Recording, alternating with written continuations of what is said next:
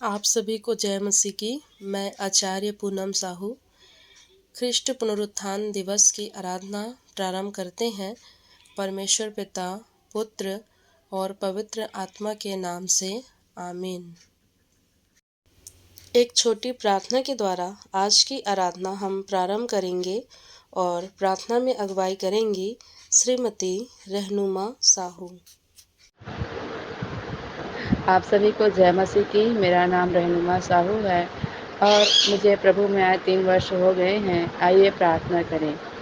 हाथों को जोड़े, सिर को झुकाए, अपना मन परमेश्वर की ओर लगाए। महान समर्थन अनुग्रहकारी प्रेमी दयालु पिता परमेश्वर, बड़े धन्यवाद और विश्वास के साथ पिता इस सुबह के बेला प्रभु जी आपके चरणों से पाते हैं। परमेश्वर पिता धन्यवाद करते हैं प्रभु कि आपने रात्रि में संभाले रखा, जीवित रखा, जीवितों के बीच में रखा। परमेश्वर पिता धन्यवाद करते हैं परमेश्वर प्रभु जी।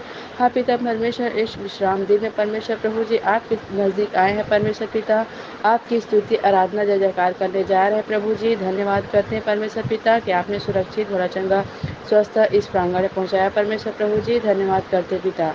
गीतों गाया जाना प्रभु, वचन का पढ़ा जाना, तोड़ा जाना, निकाला जाना पिता आपकी ओर से। परमेश्वर प्रभु जी यहाँ उपस्थित हर एक को जो मार्ग में, उन्हें भी आपके जीवन हाथों में सौंपते हैं पिता।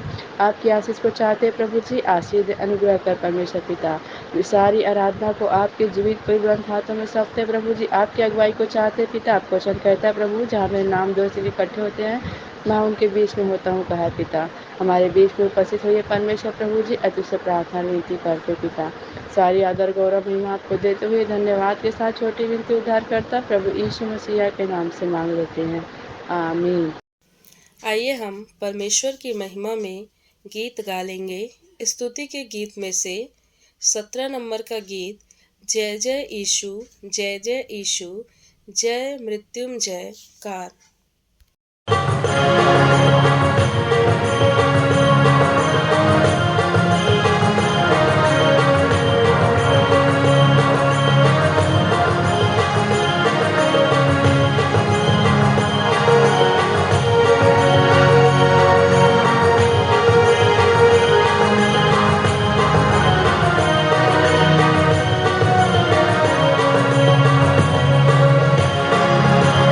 जय जय यीशु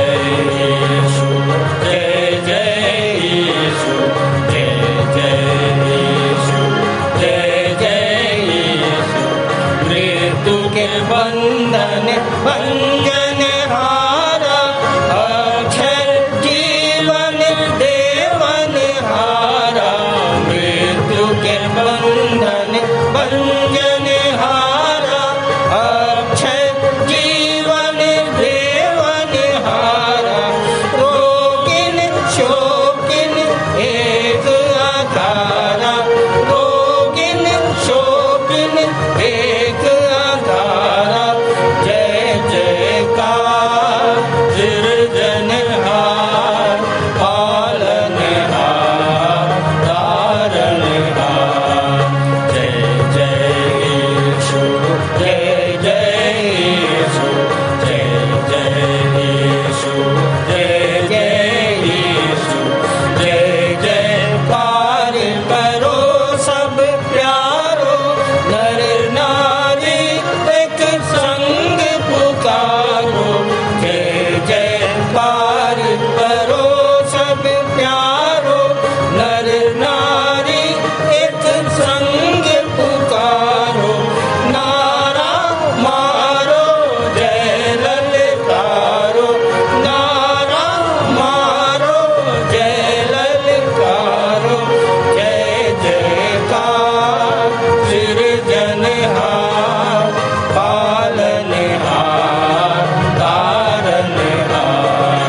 जय जय यीशु जय जय यीशु जय जय यीशु जय जय यीशु जय जय यीशु जय जय यीशु।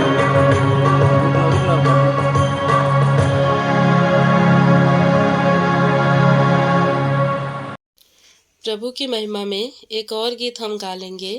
हमन गाना गाबन की पुस्तक से 129 नंबर का गीत, जीवित है यीशु जीवित है, हृदय में वो मेरे जीवित है।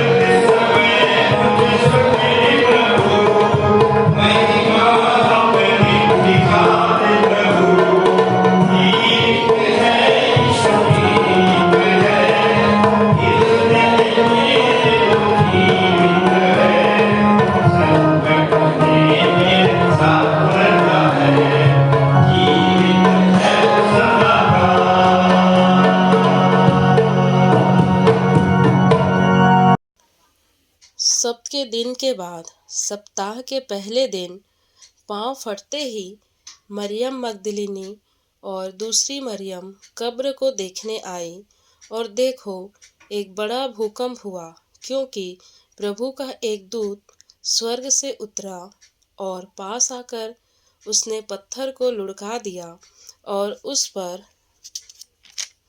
बैठ गया। उसका रूप बिजली का सा और उसका वस्त्र पाले के समान उज्ज्वल था। उसके भय से पहरुए काँप उठे और मृतक समान हो गए। स्वर्गदूत ने स्त्रियों से कहा, मत डरो, मैं जानता हूँ कि तुम यीशु को जो क्रूस पर चढ़ाया गया था ढूंढती हो। वह यहाँ नहीं है, परंतु अपने वचन के अनुसार जी उठा है। आओ यह स्थान देखो जहाँ प्रभु पड़ा था, और शीघ्र जाकर उसके चेलों से कहो कि वह मृतकों में से जी उठा है, और वह तुमसे पहले गलील को जाता है, वहाँ उसका दर्शन पाओगे देखो मैंने तुमसे कह दिया। मुख्य आराधना के प्रारंभ में हम गीत गा लेंगे। स्तुति के गीत में से 62 नंबर का गीत, जय प्रभु यीशु जय अधिराजा, जय प्रभु जय जयकारी। आइए हम प्रभु की महिमा में गीत गा लेंगे। स्तुति की पुस्तक से 62 नंबर, जय प्रभु यीशु जय अधिराजा, जय प्रभु जय जयकारी।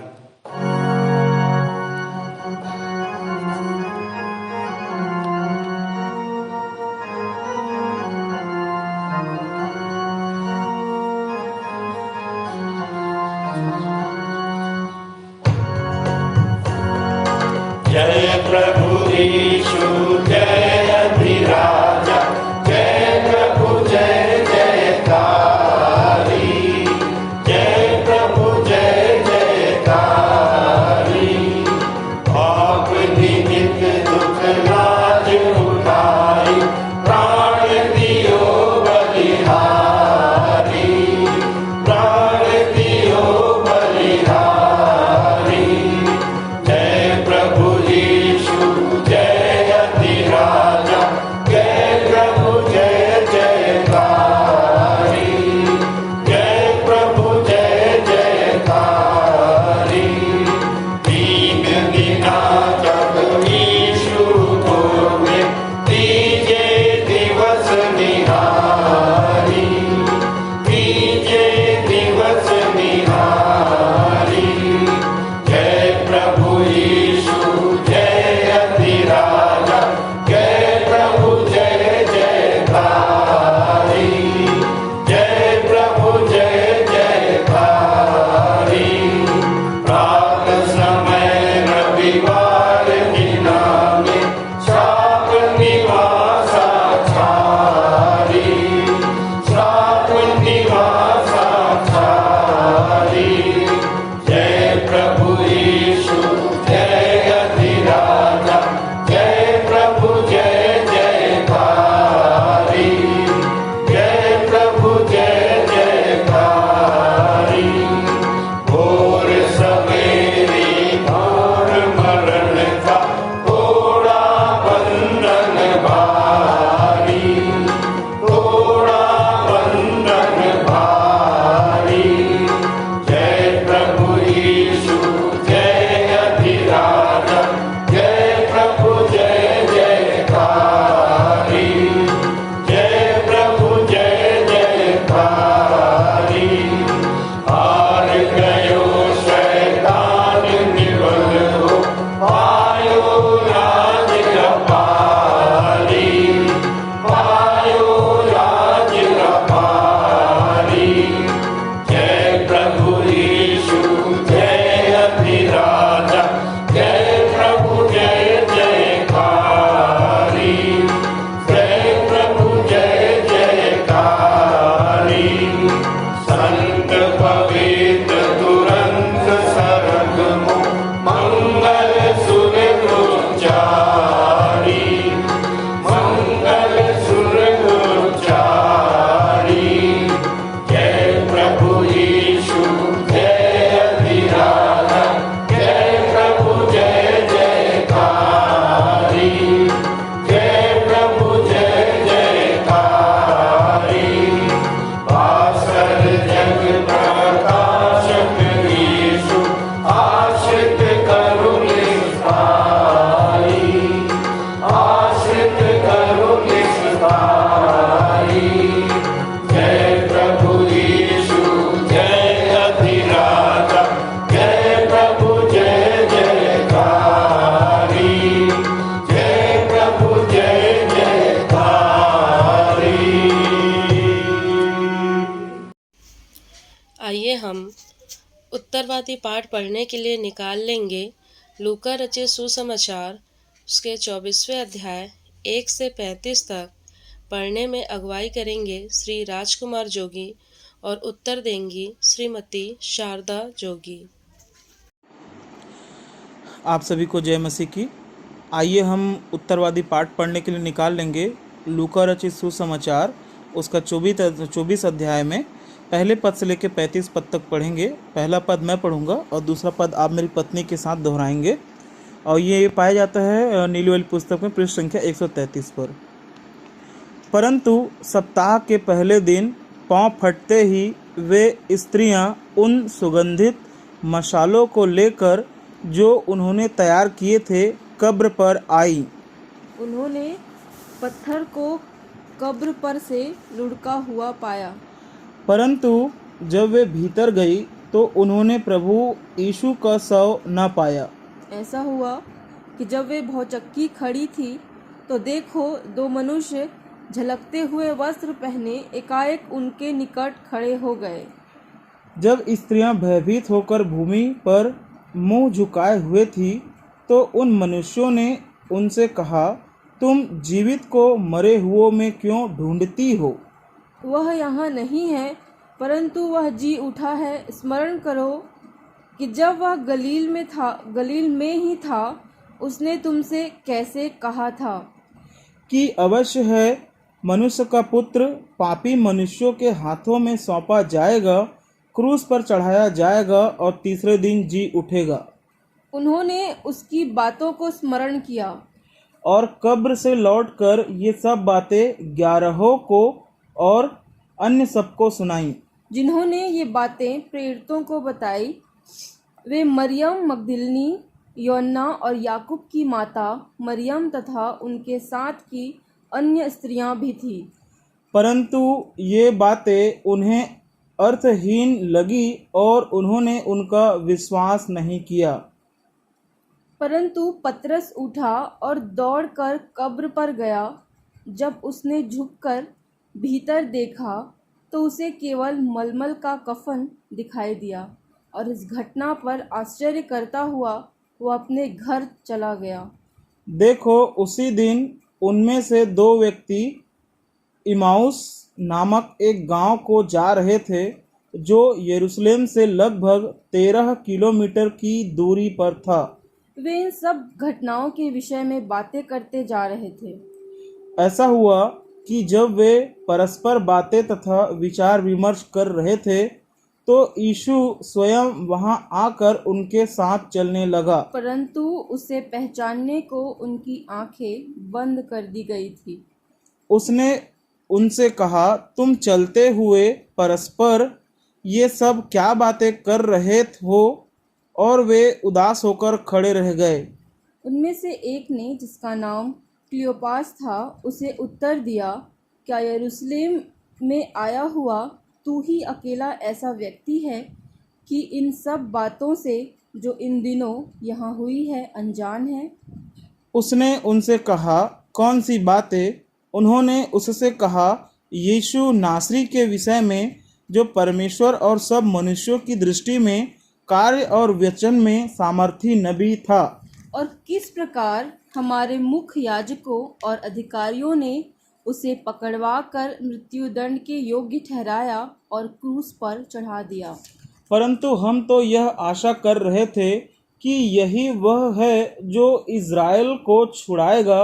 वास्तव में इन सब की अपेक्षा इन घटनाओं को घटित हुए आज तीसरा दिन हो चुका है। परंतु हमारे साथ ही कुछ स्त्रियों ने भी हमें आश्चर्य में डाल दिया, जब वे प्रातः काल तड़के कब्र पर गई और उसके शव को नहीं पाया, तो यह कहते हुए आई कि हमने स्वर्गदूतों का भी दर्शन पाया, जिन्होंने कहा कि वह जीवित है। जो हमारे साथ थे उनमें से कुछ कब्र पर गए, और उन्होंने इस बात को जैसा स्त्रियों ने कहा था वैसा ही पाया, परंतु उसे उन्होंने नहीं देखा।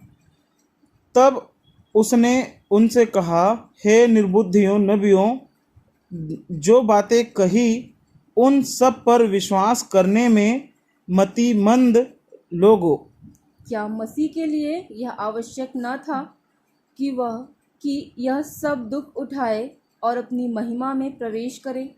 तब उसने मूसा से प्रारंभ करके सब नबियों और समस्त पवित्र शास्त्र में से अपने संबंध की बातों का अर्थ उन्हें समझा दिया। जब वे उस गांव के निकट पहुँचे जहाँ जा रहे थे, तो उसने ऐसा दिखाया मानो वह आगे बढ़ जाना चाहता हो। उन्होंने आग्रह करके कहा, हमारे साथ ठहर जा, क्योंकि संध्या हो रही है और दिन लगभग ढल चुका है। और उसके साथ ठहरने के लिए भीतर गया। तो वैसा हुआ कि जब वह उनके साथ भोजन करने बैठा तो उसने रोटी लेकर धन्यवाद दिया और तोड़कर उन्हें देने लगा। तब उनकी आंखें खुल गई और उन्होंने उसे पहचान लिया और वह उनकी दृष्टि में ओझल हो गया। उन्होंने एक दूसरे से कहा, जब वह मार्ग में हमसे बातें कर रहा था और हमें पवित्र शास्त्र का अर्थ समझा रहा था, तो क्या हमारे हृदय उत्तेजित नहीं हो रहे थे? उसी घड़ी वे उठकर यरूशलेम को लौट गए और 11 तथा उनके साथियों को एकत्रित पाकर उन्होंने कहा, प्रभु वास्तव में जी उठा है और शमौन को दिखाई दिया है। अंतिम वचन हम सब एक साथ मिलकर पढ़ लेंगे।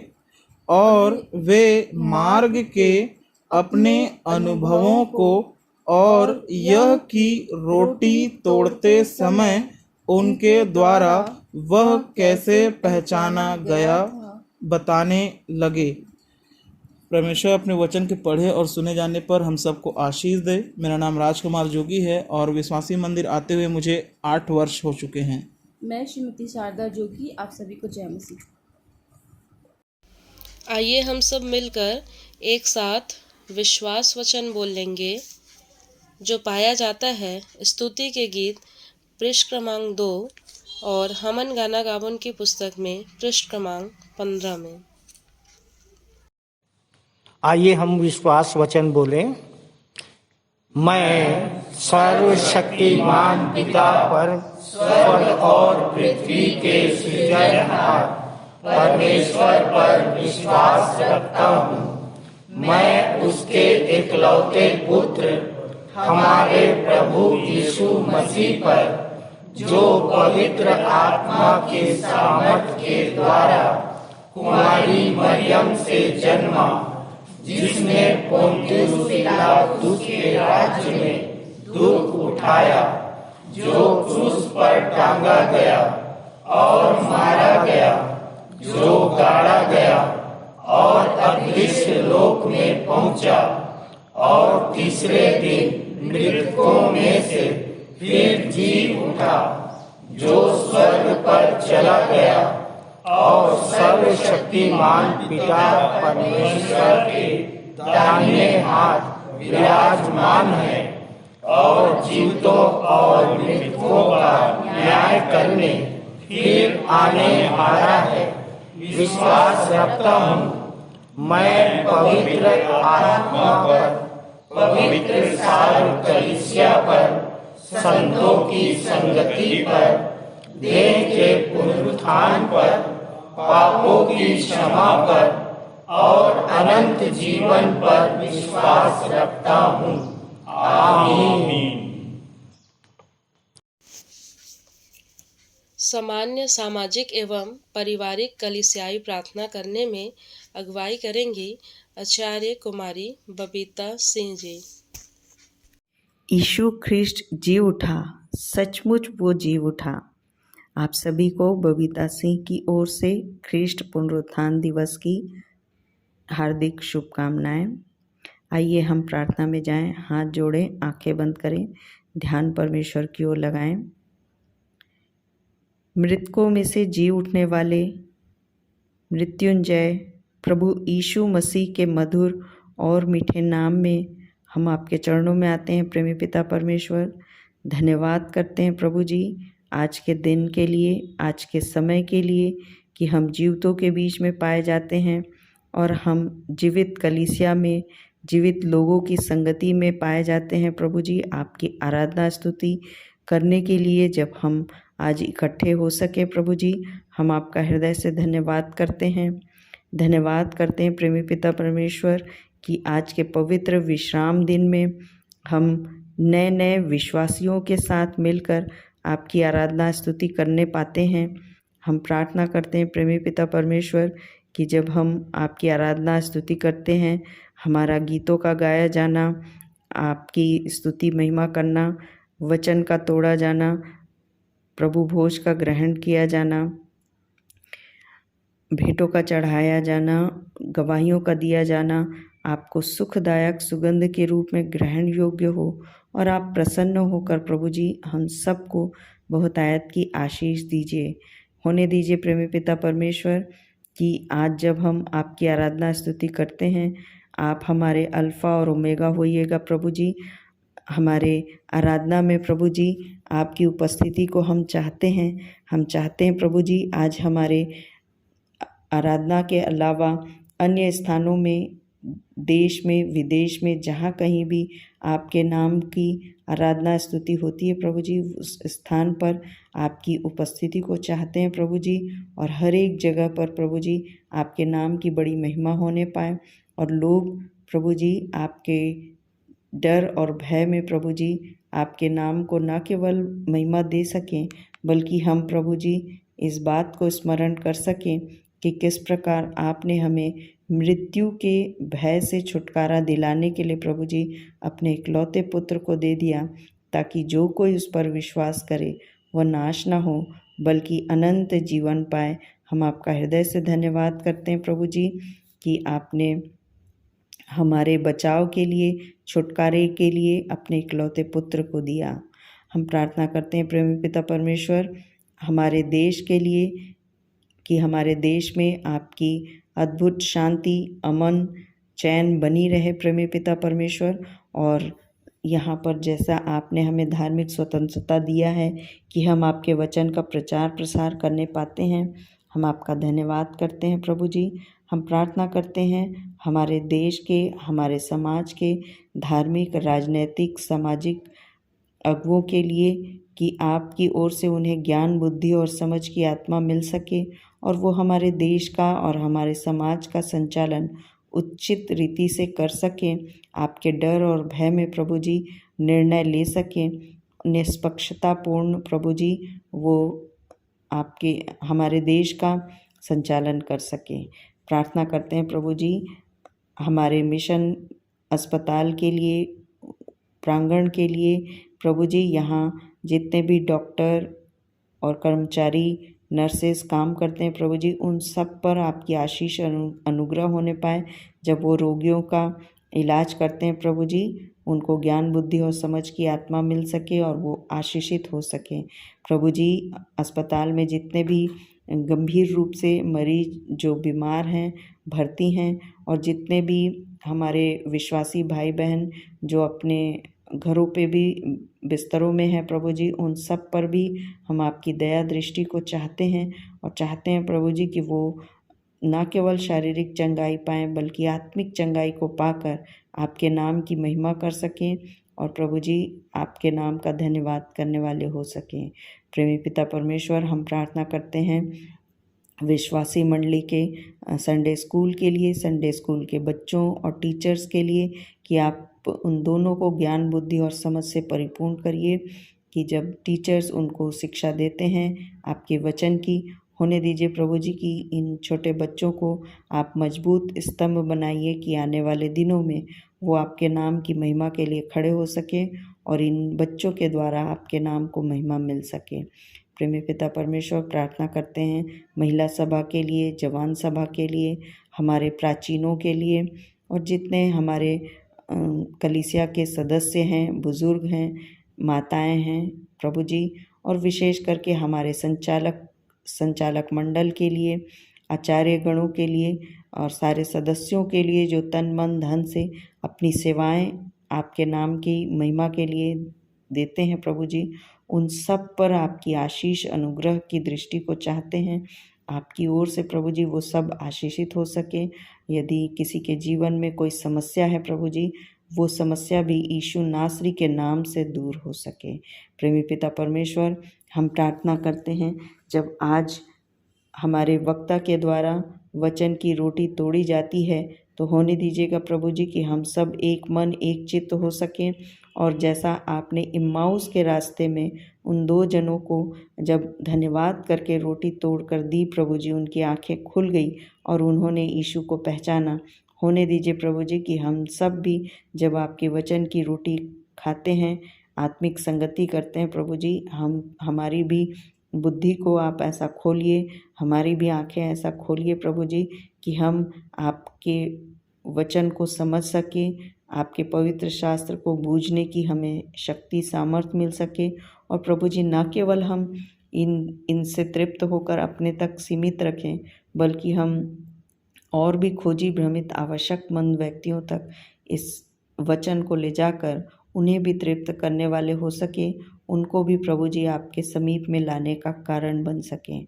प्रेमी पिता परमेश्वर, हम प्रार्थना करते हैं जब आगे आराधना संचालित की जाती है, आप अल्फ़ा और ओमेगा होइएगा प्रभु जी, और सारे संचालन में प्रभु जी आप हमारे सहायक होइए, मार्गदर्शक होइएगा प्रभु जी।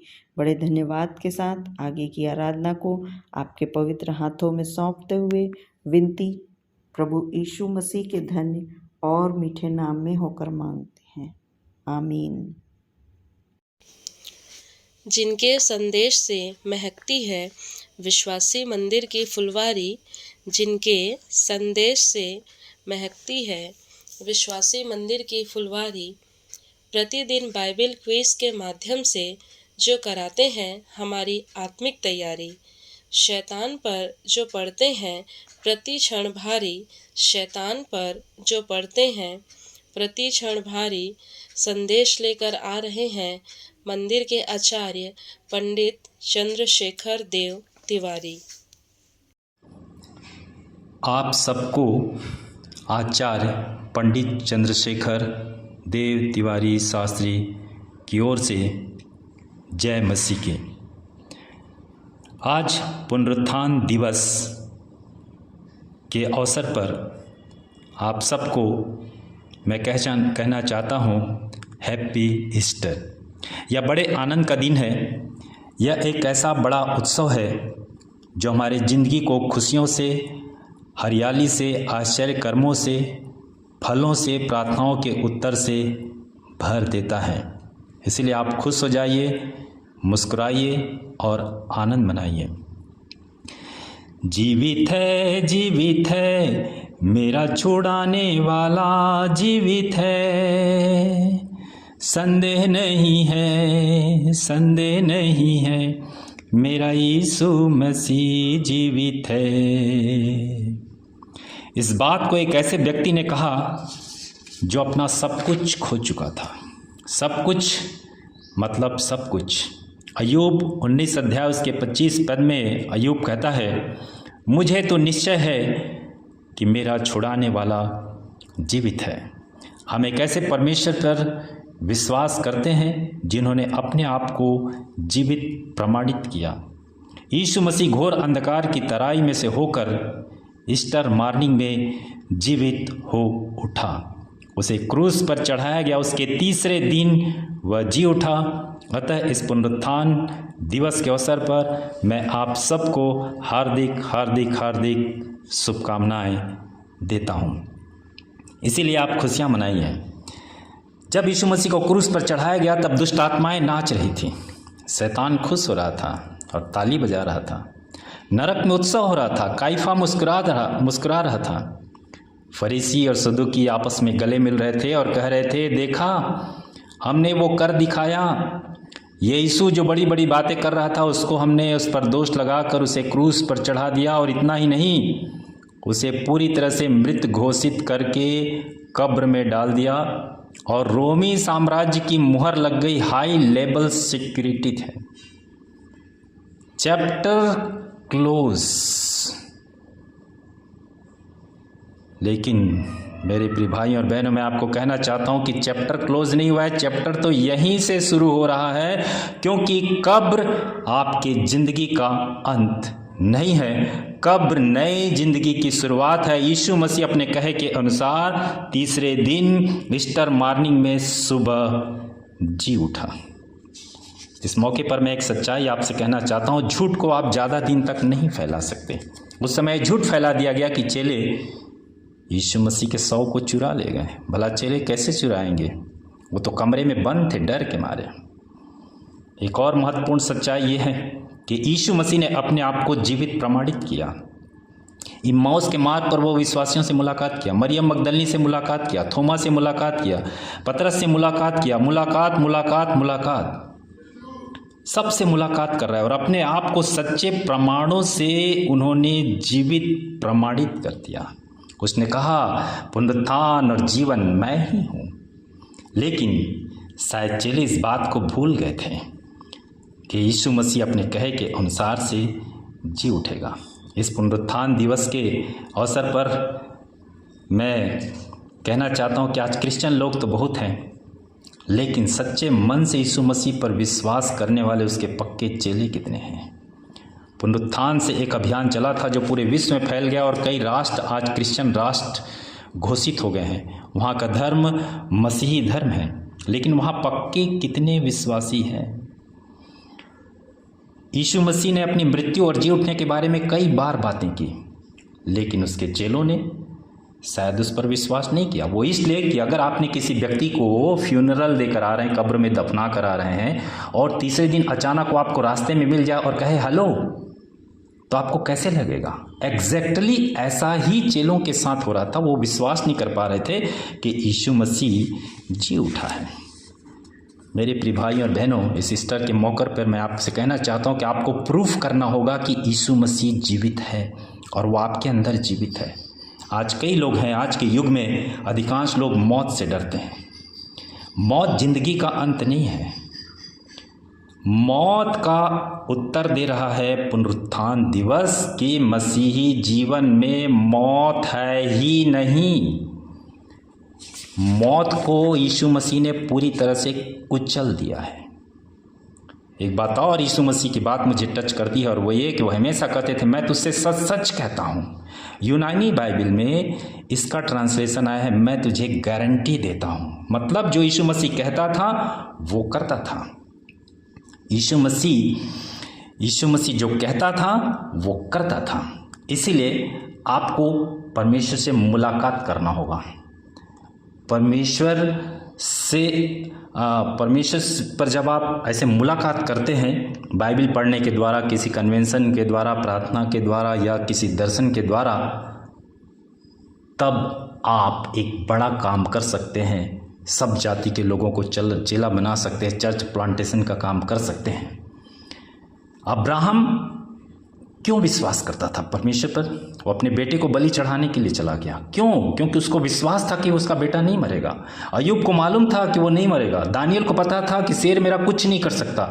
सद्रक, मेशक, अबेदनगो को पता था कि आग कुछ नहीं कर सकती। हमारे संचालक जी को पता था कि ये हार्ट अटैक मेरा कुछ नहीं कर सकता, और इसीलिए उन्होंने कहा कि मुझे यहाँ से डिस्चार्ज कर दिया जाए। जब तक ऐसे आपके पास जीवित प्रमाण नहीं होगा, आप बड़े चर्च प्लांटेशन का काम नहीं कर सकते। आपको अपने अंदर यीशु मसीह को जीवित प्रमाणित करना होगा, और पुनरुत्थान दिवस इसका उत्तर दे रहा है कि मौत है ही नहीं। आपको यीशु मसीह से मुलाकात करना होगा और अपने आप को जीवित प्रमाणित करना होगा, और तब हम उसके बड़े कार्य को कर सकते हैं। अर्थात सब जाति के लोगों को चेला बना सकते हैं और बहुत से आत्माओं को बचाकर बहुत सारे फल हम यीशु मसीह के पास ला सकते हैं। तो आप सबको ईस्टर की बहुत बहुत शुभकामनाएं। पुनरुत्थान दिवस की हार्दिक हार्दिक हार्दिक शुभकामनाएं आप सभी को। जय मसीह की। सुंदर संदेश के लिए आचार्य पंडित चंद्रशेखर देव तिवारी शास्त्री जी एवं उनके पूरे परिवार को प्रभु बहुतायत की आशीष दे।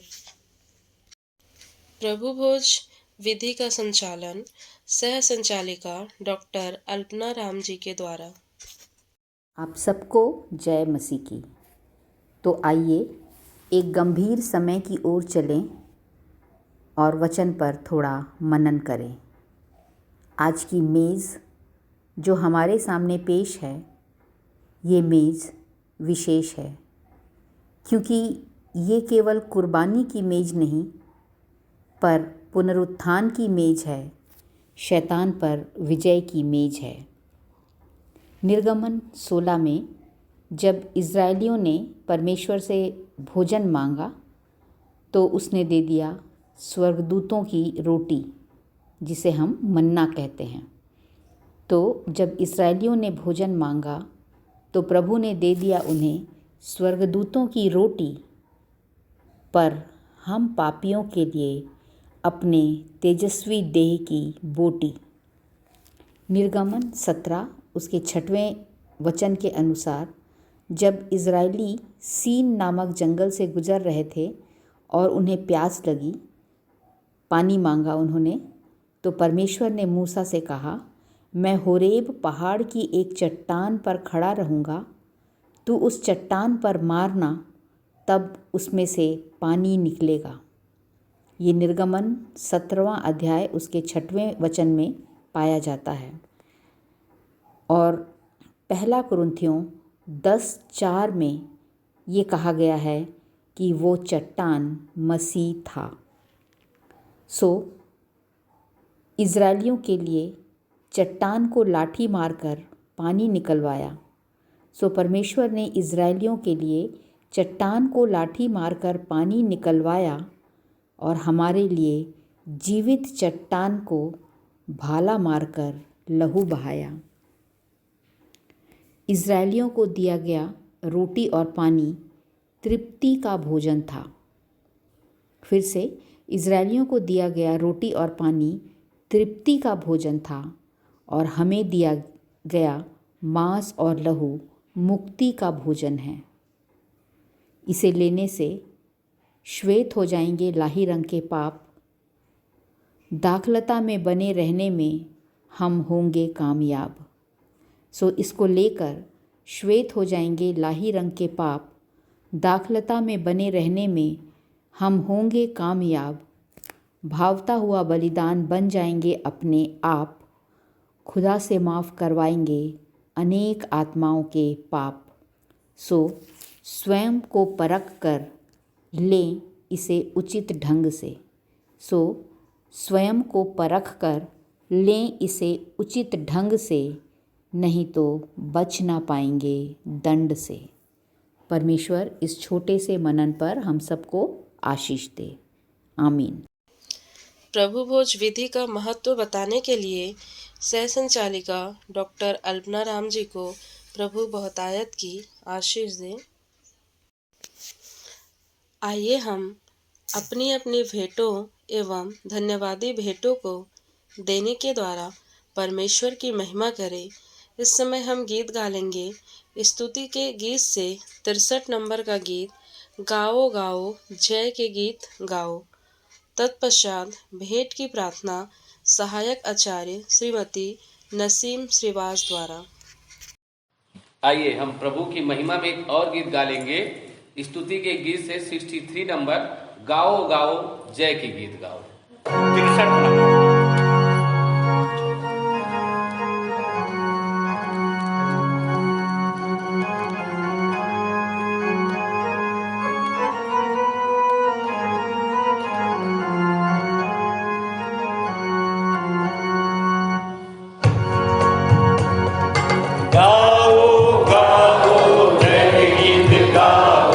ताली बजा के तुम गाओ, यीशु राजा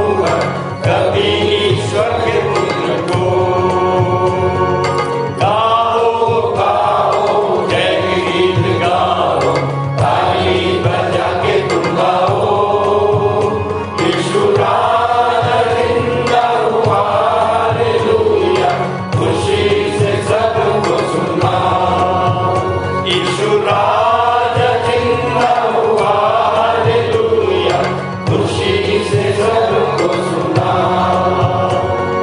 रोमन रोमन मिला करो मन, गली में जाकर सुनाओ। वचन अनुसार कब्र से निकला समाचार जाओ सुनाओ। वचन अनुसार कब्र से निकला समाचार जाओ सुनाओ। गाओ गाओ जय गीत गाओ, ताली बजा के तुम गाओ। यीशु राजा जिंदा हुआ, हालेलुया, खुशी से सबको सुनाओ। यीशु राजा जिंदा हुआ, हालेलुया, खुशी से सबको सुनाओ। अन्ना कैफा पुण्यों की सभा खतरे से हुई परेशान। अंधकार की सामर्थ खत्म होने पर बड़ा घबराया शैतान। अंधकार की सामर्थ खत्म होने पर बड़ा घबराया शैतान। गाओ गाओ जय के गीत गाओ, ताली बजा के तुम गाओ। यीशु राजा जिंदा हुआ, हालेलुया, खुशी से सबको सुनाओ। यीशु राजा जिंदा हुआ, हालेलुया, खुशी से सबको सुनाओ। ऊंचे करो सिर दरबार, आता है बड़ा बादशाह। नरसिंह सितार और तबला बजाकर गाओ तुम हालेलुया। नरसिंह सितार और तबला बजाकर गाओ तुम हालेलुया। गाओ गाओ जय के गीत गाओ, ताली बजा के तुम गाओ। यीशु राजा जिंदा हुआ, हालेलुया, खुशी से सबको सुनाओ। यीशु राजा जिंदा हुआ, हालेलुया, खुशी से सबको सुनाओ। सबको जय मसीह की। मेरा नाम शेख नसीम श्रीवास है। मंदिर आते मुझे 20 साल हो गए हैं। आइए हम सब प्रार्थना करेंगे। हाथों को जोड़ें, आंखें बंद करें।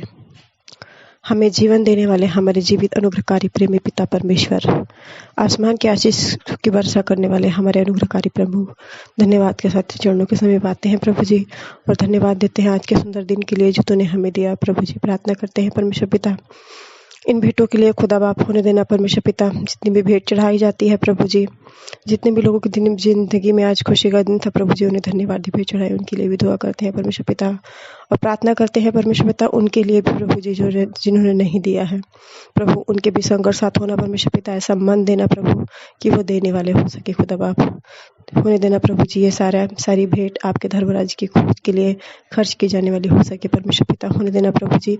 जैसा कि आपका वचन कहता है प्रभु, लेने से देना बना है प्रभु जी, हम सब देने वाले हो सके परमेश्वर पिता। प्रभु हमें मौद्रिक मानसिकता के ना बनाना परमेश्वर पिता, परंतु ज्ञान बुद्धि और समझ के आपने देना कि हम अपने जीवन को संपूर्ण मन से, संपूर्ण से 100% आपको जीवित बलिदान चढ़ाने वाले हो सके प्रभु जी। धन्यवाद कि तूने आज का दिन हमें दिया है प्रभु जी। धन्यवाद परमेश्वर पिता आज के समय के लिए। हर एक बातों में अपनी नहीं और सिर्फ आपकी इच्छा को चाहते हुए छोटी सी विनती अपने उद्धारकर्ता यीशु मसीह के मीठे और मधुर नाम से मांग लेते हैं, आमीन। मैं मुख्य आचार्य आर के सोनवानी आप सभी को जय मसीह की।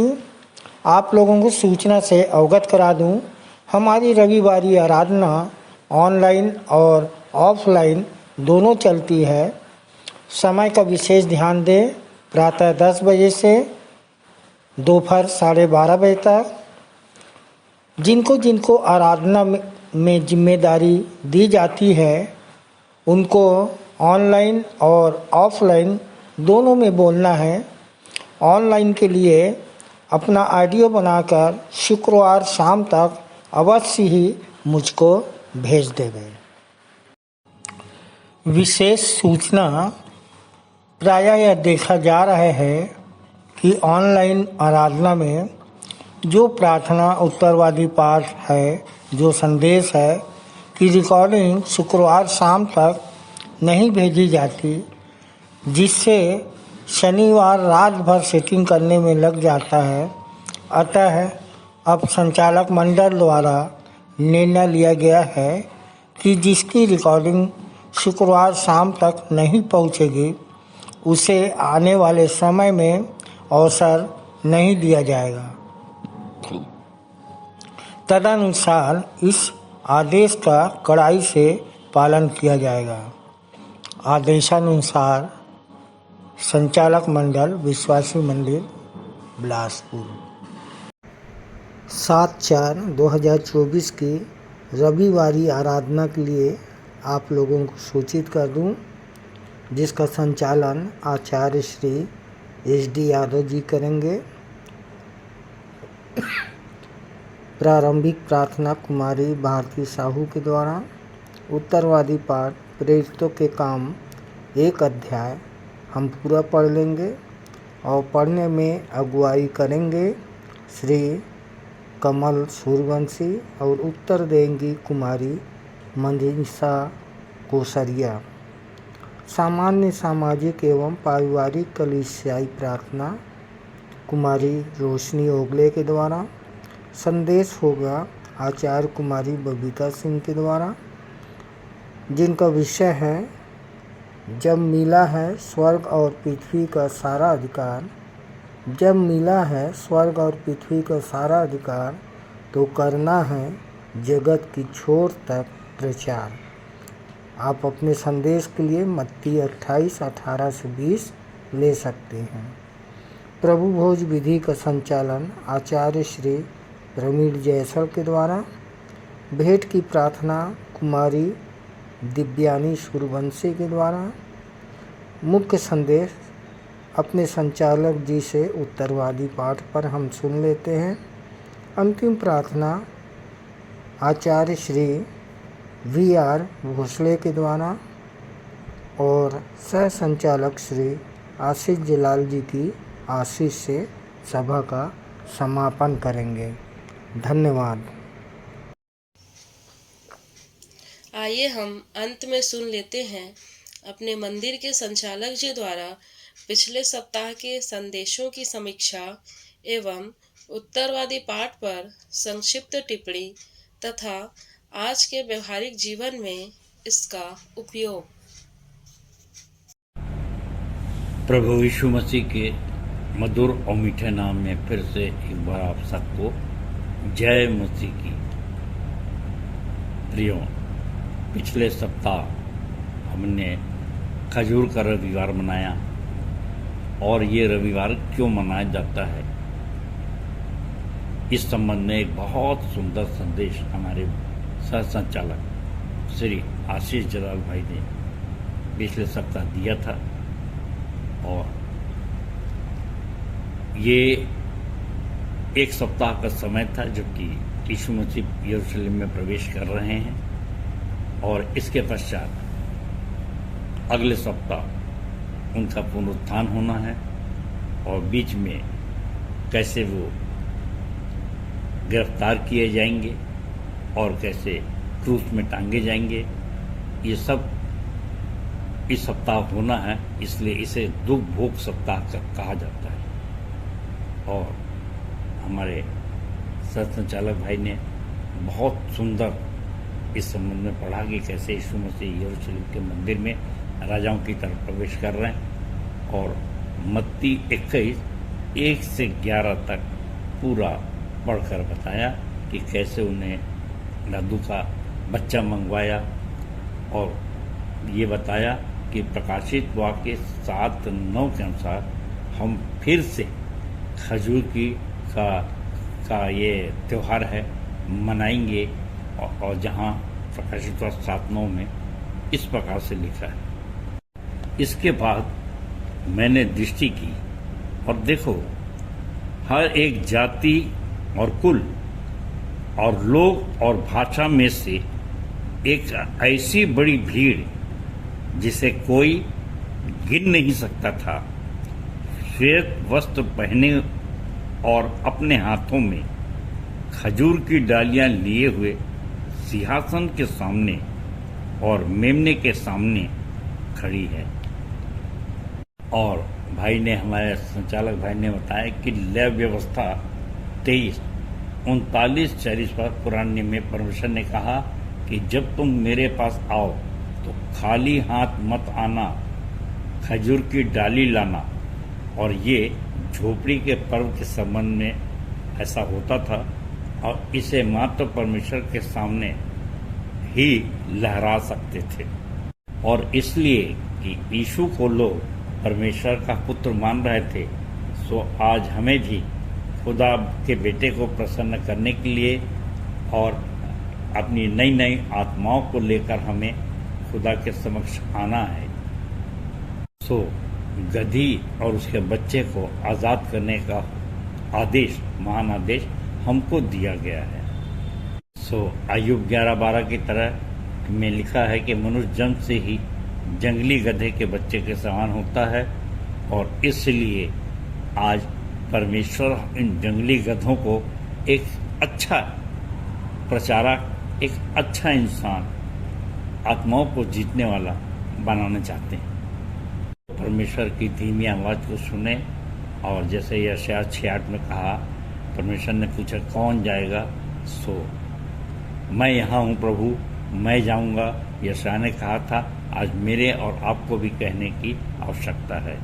सो गधा जो बोझ होने के लिए अपमानित जीवन जी रहा था, उसे प्रभु यीशु मसीह ने सम्मानित जीवन जीने के लिए उसका चुनाव किया।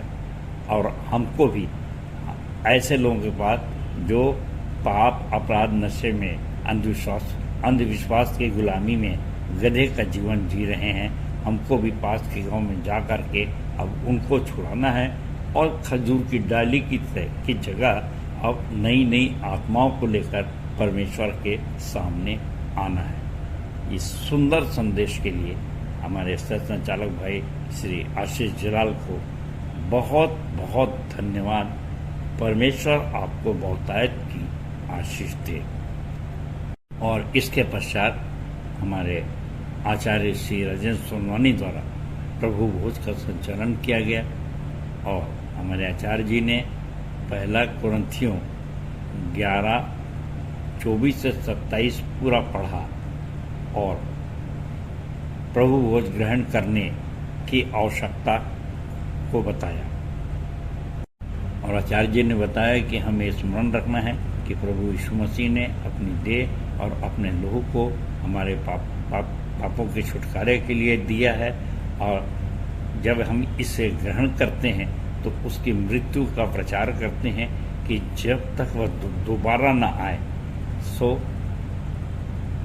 सो हमें उसकी मृत्यु का और पुनरुत्थान का प्रचार निरंतर करते रहना है ताकि आत्मा बचाई जाए और शुद्ध विवेक से उसके वश में रहकर उचित रीति से प्रभु भोज को ग्रहण करना है। जैसे कि हम बचे हैं वैसे भी हम औरों को भी बचा सकें। सो हमारे आचार्य राजेंद्र सोनवानी भाई को भी इस सुंदर दीप के लिए बहुत बहुत धन्यवाद। परमेश्वर आपको बहुतायत की आशीष दे। प्रियो, इसके पश्चात मेरा संदेश था जो लूका 19:28 से 48 यही खजूर के रविवार पर आधारित था। और प्रियो, इस अध्याय में मैंने बताने की कोशिश की कि उस समय के यहूदी बहुत पीड़ित थे रोमी शासकों से और उनकी गुलामी से हमें कौन बचाएगा। और ऐसा हमको एक धार्मिक अगुवा भी चाहिए और जो संसारिक राजा हो और उसको संसारिक राजा जो हमको आज़ादी दिलाएगा। और ऐसा समझ करके वे बड़े उत्साहित थे और यीशु मसीह का स्वागत कर रहे थे। पर हम जानते हैं कि यीशु मसीह का उद्देश्य आत्मिक आज़ादी दिलाने का था और इसके लिए वो अभिषेक था। सो यही जो प्रचार जो होशन्ना होशन्ना चिल्ला रहे थे, वे ही एक हफ्ते के बाद उसे क्रूस पर चढ़ाओ, क्रूस पर चढ़ाओ और क्रूस पर चढ़ाओ कहने लगे। और इसका कारण मैंने बताने की कोशिश किया कि जैसे कि वे जो सोचते थे कि हमारा संसारिक शासक बनेगा, राजा बनेगा और हमको गुलामी से बचाएगा, और जिस होशन्ना का अर्थ भी है हमको धार्मिक अगुओं से बचा।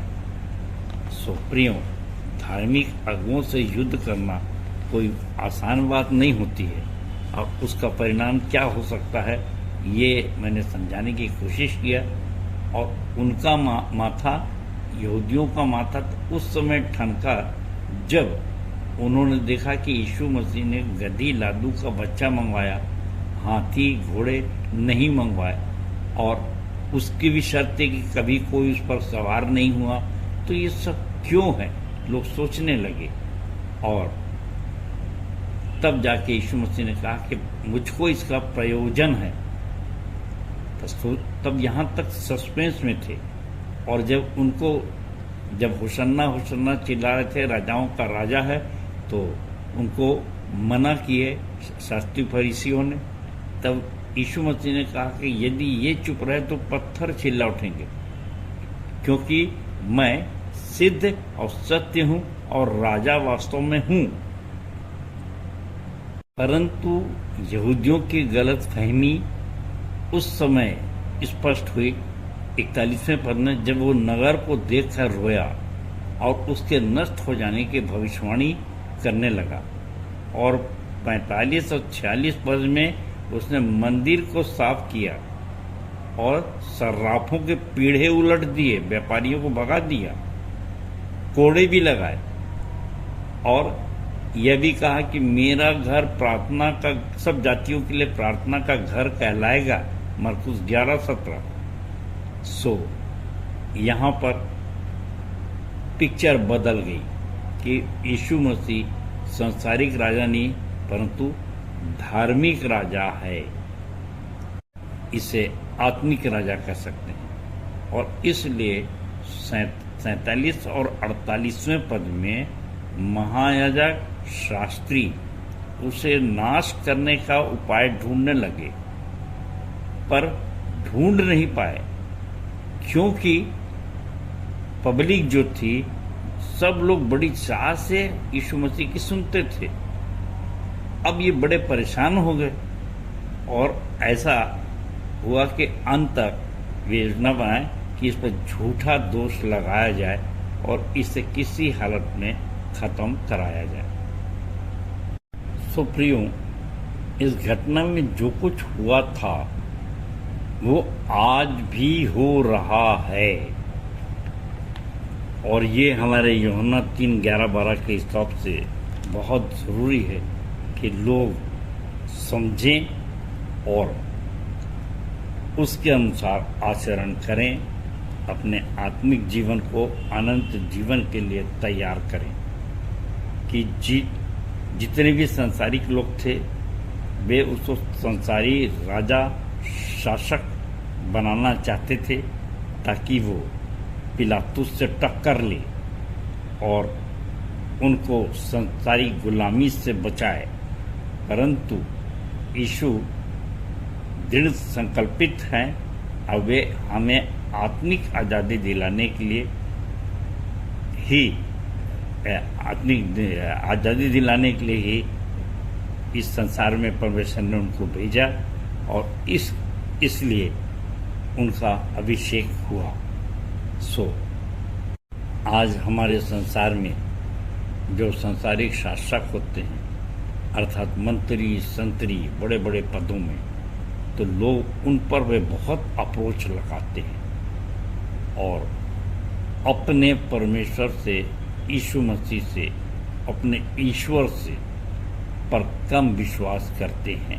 ये कटु सत्य है जो मेरे और आप हम सब पर लागू होती है। सो प्रियो, आज हमारे समाज में हम सबों को इस वचन को हमेशा स्मरण रखना चाहिए जिसे पतरस ने कहा, पहला पतरस 2 और उसके 90 पद में कि तुम एक चुना हुआ वंश और राजपथधारी राजाओं के समान पथ में चलने वाले राजपथधारी याजकों का समाज और पवित्र लोग और परमेश्वर की निज प्रजा हो, इसलिए कि जिसने तुम्हें अंधकार में से अपनी अद्भुत ज्योति में बुलाया है उसके गुण प्रकट करो। और प्रियो, कटु सत्य है, मनन करिए कि उसने हमें राजा बनने के लिए बुलाया है और हम नौकरी खोजते हैं। और इसका कारण है, जैसे कि मत्ती 5:48 में मत्ती ने बड़े स्पष्ट रूप से कहा कि सिद्ध बनो जैसे कि तुम्हारा परमेश्वर पिता सिद्ध है। और एक इंसान ईश्वर परमेश्वर कैसे हो सकता है? और प्रियो, यीशु मसीह को जो क्रूस पे चढ़ाया गया, जब उसकी खिल्ली उड़ाई गई, उस पर व्यंग किया गया, तो यदि मत्ती 27 और उसका 43वां पद देखेंगे तो वहाँ पर ये लिखाया है कि उसने परमेश्वर पर भरोसा रखा है, यदि वह इसको चाहता है तो अब इसे छुड़ा ले, क्योंकि इसने कहा था कि मैं परमेश्वर का पुत्र हूँ। ये खिल्ली उड़ाई जा रही थी कि अगर तू ईश्वर है तो सूली पर से उतर आ। तो प्रियो, जो मेरे संग आप बीती है वो बहुत से लोग मेरे पियाजी जानते हैं। हमारे विश्वासी मंदिर के बोर्ड क्रमांक 14 और उस पर दी गई टीप जो परमेश्वर का वचन है, और इस पे बहुत सुंदर कविताएं भी लिखी गई, और इस पर मुझ पर भी व्यंग किया गया कि ये अपने आप को ईश्वर कहता है। और मैंने भी इसको सुनिश्चित करने के लिए इसमें टीप लिखा है कि जबकि यीशु मसीह स्वयं अपने आप को मनुष्य का पुत्र कह रहे हैं, तो हमको ये सुनिश्चित करना है, क्योंकि हमारे विज्ञान के अनुसार और डार्विन ने जो विकासवादी सिद्धांत लिखा था कि जिसको बोलते हैं कि डेवलपमेंट थ्योरी ऑफ डार्विन, और उसके अनुसार कि मनुष्य का आदि स्वरूप बंदर था, बंदर को माना गया। तो आप स्वयं सुनिश्चित करिए कि आप बंदर के पुत्र हैं या फिर मनुष्य के पुत्र हैं। तो प्रियो, यदि आप मनुष्य के पुत्र हैं तो निश्चित रूप से क्रूस जैसी मृत्यु सहने के लिए तैयार रहें और अनंत जीवन को प्राप्त करें। सो परमेश्वर अपने वचन के कहे जाने पर आशीष दे। और अब हम आ रहे हैं आज के उत्तरवादी पाठ पे, जो कि है लूका 24:1 से 35। धन्यवाद। प्रभु यीशु मसीह के मधुर मीठे नाम में फिर से एक बार आप सबको जय मसीह की। और आज जो जय मसीह हम लोग कम बोलते हैं, हम कहते हैं ख्रिस्त जी उठा है, सचमुच हुआ जी उठा है। सो प्रियो, आप सबको ख्रिस्त पुनरुत्थान दिवस की बहुत बहुत बधाई। और आज का उत्तरवादी पाठ है लूका 24:1 से 35। और आज के अवसर के लिए बहुत से गाने हम गाते हैं, जिसमें मुझे एक सबसे प्यारा गीत लगता है, वो अमन गाना गाबून के 68 नंबर 68 का, जी उठा है मसीहा, जी उठा है मसीहा, जी उठा है मसीहा, ओ वो मर के जी उठा है, मौत का बंधन तोड़ के मेरा मसीह जी उठा है, मेरा मसीह जी उठा है। हम गुनहगारों के लिए कुर्बान यीशु हुआ है, अपनी शक्ति महिमा से तीसरे दिन जी उठा है।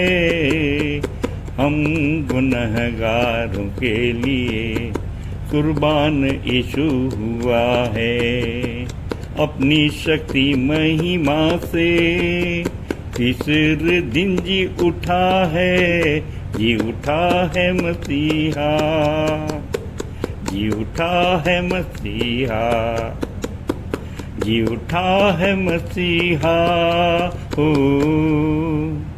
तो लूका 24 के शुरू के 4 पद में आपके सामने पढ़ना चाहता हूँ। परंतु सप्ताह के पहले दिन पौ फटते ही वे स्त्रियां उन सुगंधित मसालों को लेकर जो उन्होंने तैयार किए थे कब्र पर आईं। उन्होंने पत्थर को कब्र पर से लुढ़का हुआ पाया, परंतु जब वे भीतर गई तो उन्होंने प्रभु यीशु का शव न पाया। ऐसा हुआ जब वे भौचक्की खड़ी थी तो देखो 2 मनुष्य झलकते हुए वस्त्र पहने एकाएक उनके निकट खड़े हो गए। ये मैं गिडियन बाइबल से पढ़ा हूँ, पुरानी बाइबल में थोड़े से शब्द अलग हैं, पर प्रियों बड़े आनंद की बात है कि देखिए प्रभु यीशु मसीह की बातों पर ज़्यादा विश्वास स्त्रियों ने की और वे बहुत बेचैन थी, शायद सो भी ना पाई हों और इंतज़ार कर रही थी तीसरे दिन सुबह का, क्योंकि ये जो घटना थी, ये जो भविष्यवाणियाँ थी, ये संसार को 2 भाग में बांटने वाली थी। छोटी मोटी नहीं है कि कोई घोषणा करके और सबके सामने क्रूस पे चढ़ाया जाए, जिसको मृत्यु दंड दिया गया हो, जिसकी कब्र पे पहरा लगा हुआ, और उसके बावजूद वो जी उठ जाए। सो बहुत मन में कौतूहल था और जिज्ञासा थी, पर सस्पेंस भी बहुत था। और प्रियों कभी कभी आप सोचिए जब हमारे जीवन में भी ऐसा होता है तो क्या हम रात को सो पाते हैं, चैन से खा पाते हैं? जबकि गुरु जी के साथ ऐसा हो रहा है कि उसकी मृत्यु हो गई है। और मजे की बात तो तब है कि जब शरीर पर चौकीदारी की जाए, डेड बॉडी की चौकीदारी की जाए कि कोई इसे चुरा न ले।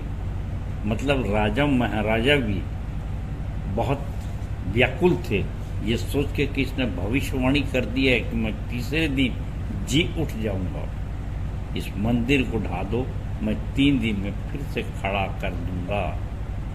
सो इसका उत्तर 5वें पद पे है कि जब स्त्रियां भयभीत होकर भूमि पर मुंह झुकाए हुए थीं तो उन मनुष्यों ने उनसे कहा, तुम जीवित को मरे हुए में क्यों ढूंढती हो?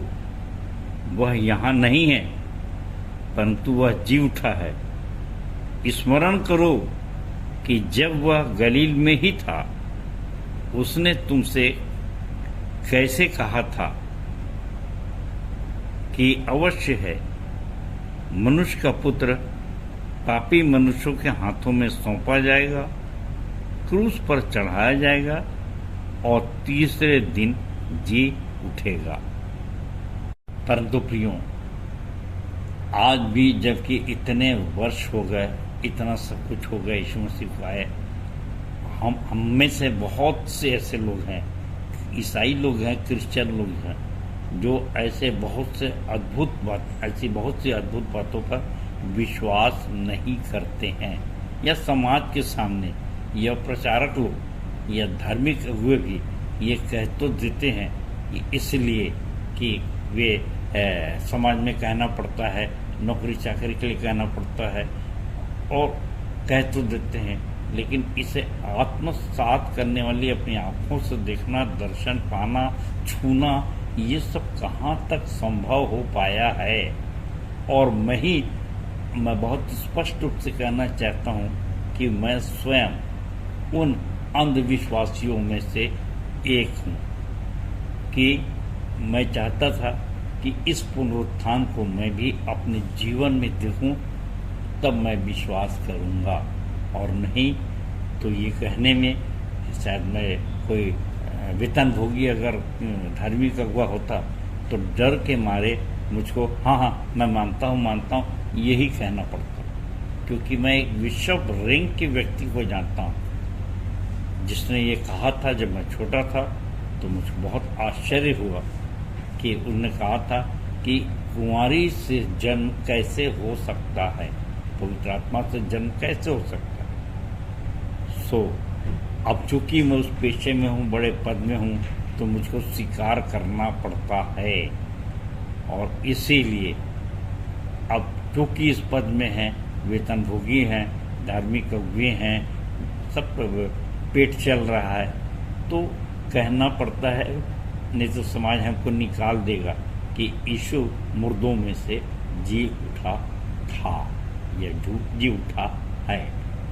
अब यहाँ पर जो अक्सर हर संदेश के पीछे मैं एक प्रश्न रखता हूँ कि आप कैसा विश्वास करते हैं। तो यहाँ तो मैं 8वां पद पढ़ रहा हूँ, जहाँ पे इन स्त्रियों ने लिखा है कि उन्होंने उसकी बातों को स्मरण किया और कब्र से लौटकर ये बातें 11 को और अन्य सबको सुनाई। फिर 10वां पद, उन्होंने ये बातें प्रेरितों को बताई। वे मरियम मगदलिनी, योन्ना और याकूब की माता मरियम तथा उसके साथ की अन्य स्त्रियां भी थीं, परंतु ये बातें उन्हें अर्थहीन लगी और उन्होंने इनका विश्वास नहीं किया। पर पतरस उठा और दौड़कर कब्र पर गया। तब उसने झुककर भीतर देखा तो उसे केवल मलमल या कफन दिखाई दिया, और इस घटना पर आश्चर्य करता हुआ वह अपने घर चला गया। सो प्रियो, 5वें पद के अनुसार, तुम जीवते को मरे हुए में क्यों ढूंढती हो। मेरे प्रियो, आज हमारे लिए प्रश्न है कि हम कहाँ ढूंढते हैं, और फिर यही बात आती जो पौलुस ने समझाया, क्या तुम नहीं जानते कि तुम परमेश्वर का मंदिर हो और उसकी आत्मा तुम में वास करती है। तो ये तो हमारे गुरुवन का पहला पद है, 1 कुरिन्थियों 3:16 और प्रेरितों का काम 17:24। तो आज परमेश्वर मसीह के रूप में हमारे साथ है और बहुत अच्छी बातें हैं। पौलुस ने समझाया, अपने आप को जांचो परखो, और यदि मसीह तुम में नहीं है तो तुम निकम्मे हो। 2 कुरिन्थियों 13:5 और 6:16।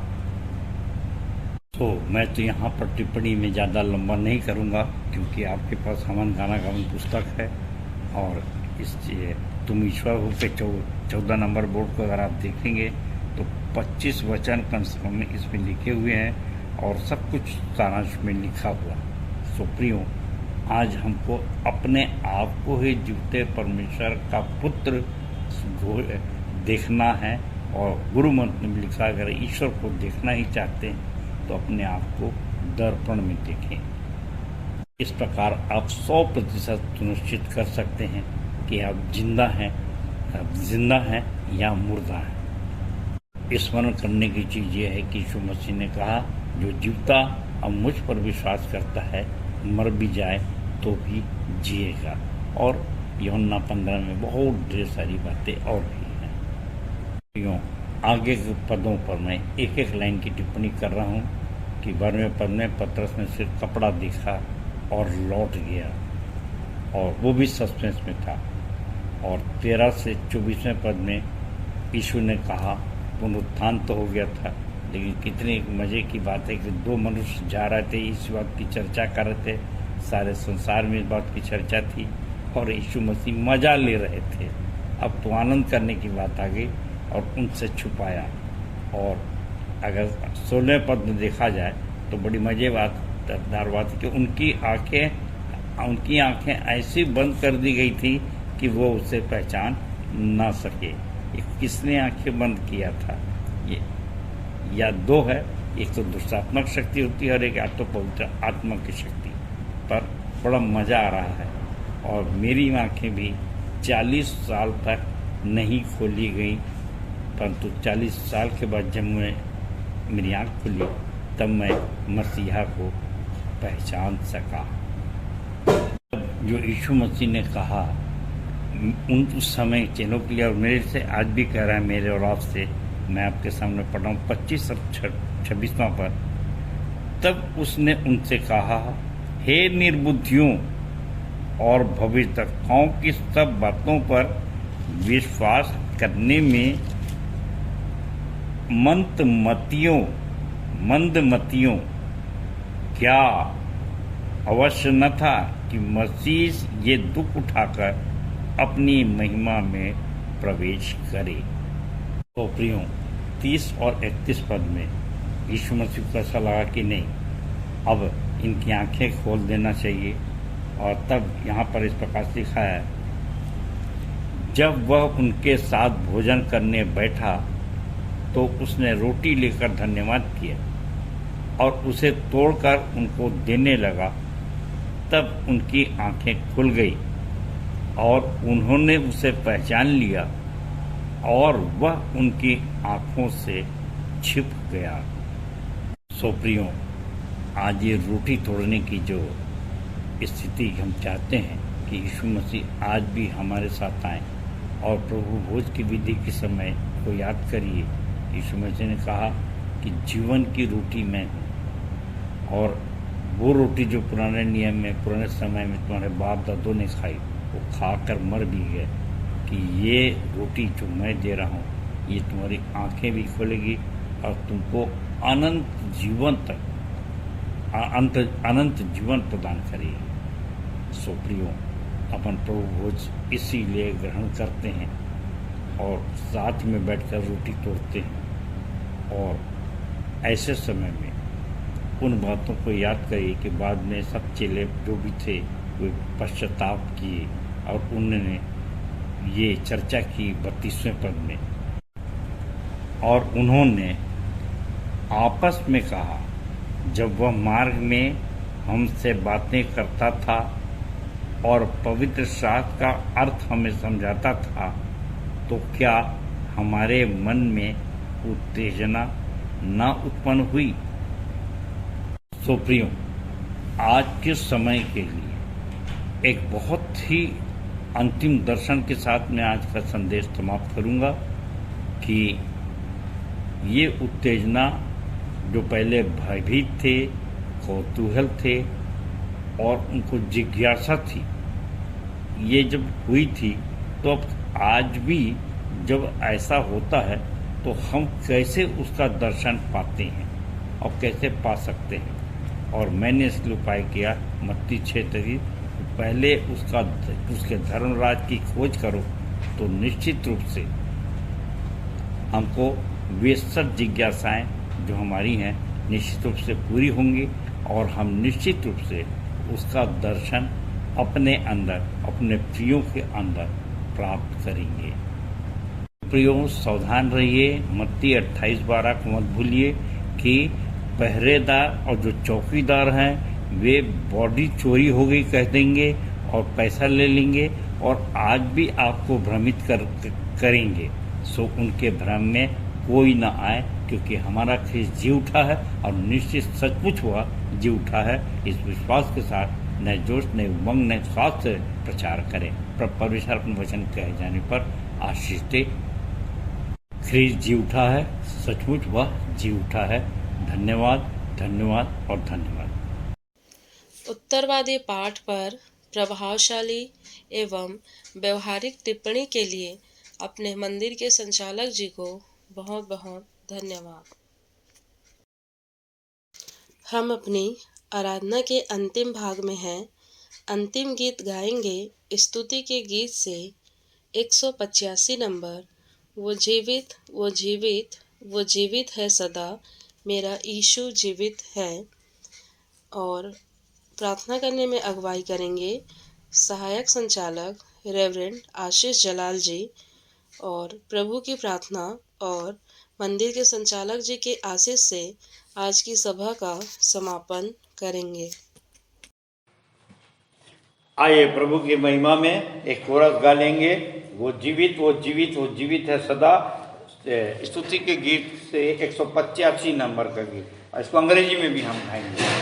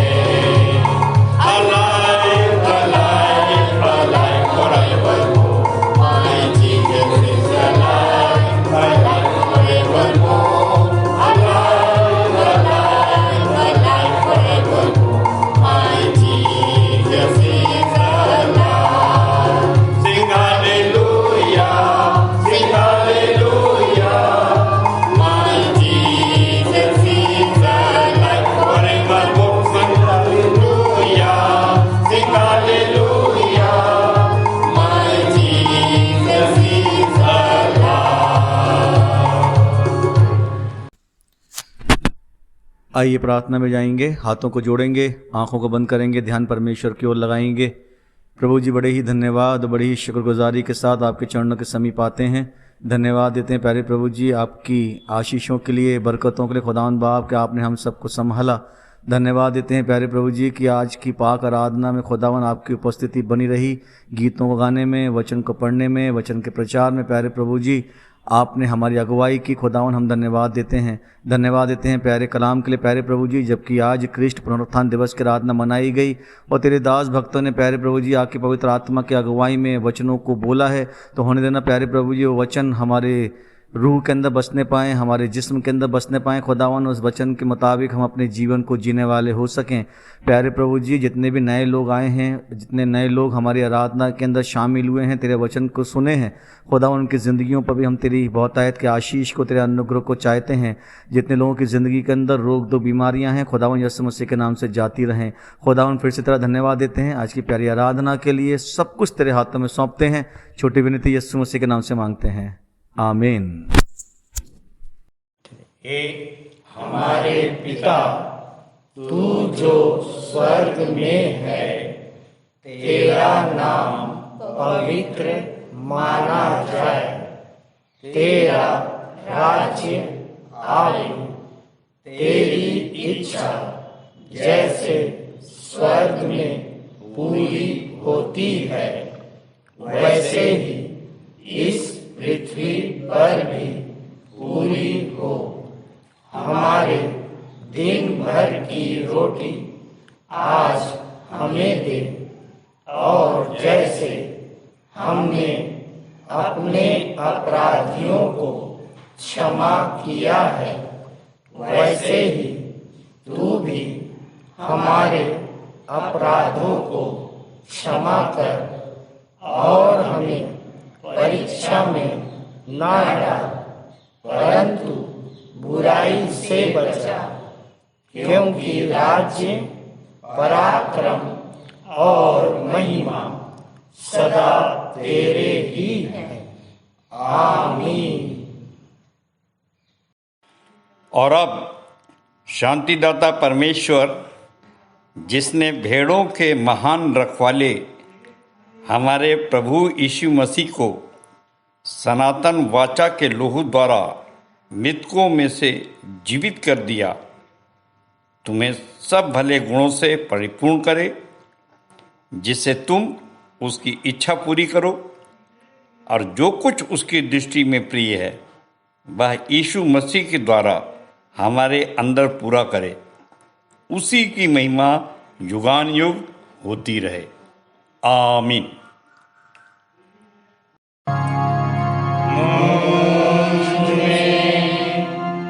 यीशु की शोभा दिखाई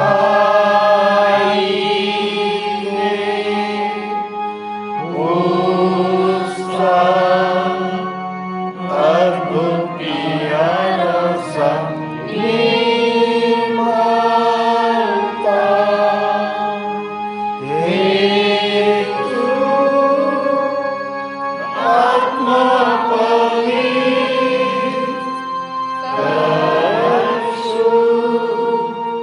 मेरा शरीर मुझ में यीशु की शोभा दिखाई दे।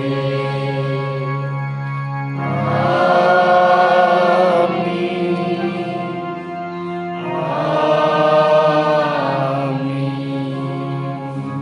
आप सबको जय मसीह की। जय मसीह की।